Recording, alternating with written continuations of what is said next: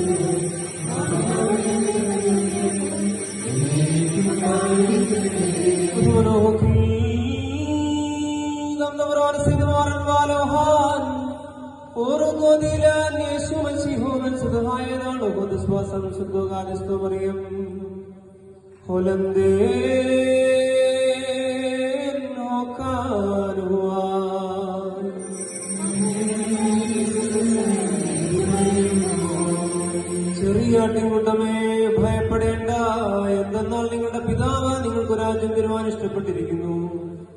നിങ്ങൾ നിങ്ങളുടെ സമ്പാദ്യം വിറ്റ് ഭിക്ഷ കൊടുപ്പീൻ, കള്ളനെടുക്കുകയും ചിതൽ നശിപ്പിക്കുകയും ചെയ്യാത്ത സ്ഥലമായ സ്വർഗത്തിൽ പഴകിപ്പോകാത്ത പണസന്ധികളും നശിച്ചു പോകാത്ത നിക്ഷേപവും നിങ്ങൾ ഉണ്ടാക്കിക്കൊള്ളുകയും. നിങ്ങളുടെ നിക്ഷേപം എവിടെയായിരിക്കുമോ അവിടെയായിരിക്കും നിങ്ങളുടെ ഹൃദയവും. നിങ്ങളുടെ അരമുറുക്കി വിളക്ക് പ്രകാശിച്ചുമിരിക്കട്ടെ.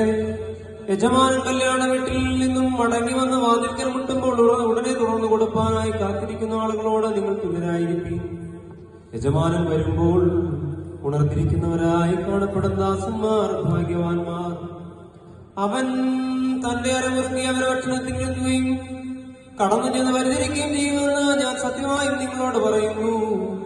അവൻ രണ്ടാമത്തെയോ മൂന്നാമത്തെയോ യാമത്തിൽ വന്നാലും പ്രകാരം കണ്ടെത്തുമെങ്കിൽ ആ ദാസന്മാർ ഭാഗ്യവാന്മാർ.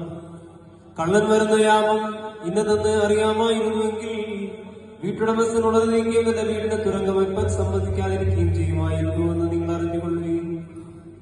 ആകയാൽ നിങ്ങൾ വിചാരിക്കാത്ത സമയത്ത് മനുഷ്യപുത്രൻ വരുന്നതുകൊണ്ട് നിങ്ങൾ ഒരുങ്ങിയിരിക്കുകയും. അപ്പോൾ ശമൂവേൽ അവനോട്, കർത്താവേ, നീയോ ഞാൻ പറയുന്നത് ഞങ്ങളോടോ അത് എല്ലാവരോടുമായിട്ടോ എന്ന് ചോദിച്ചു.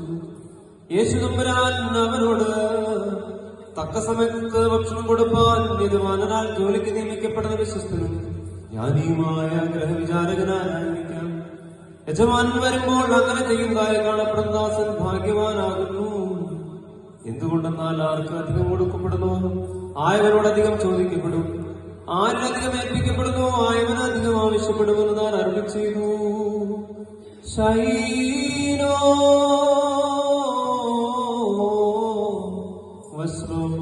വസ്ത്രമോലക്കുൽ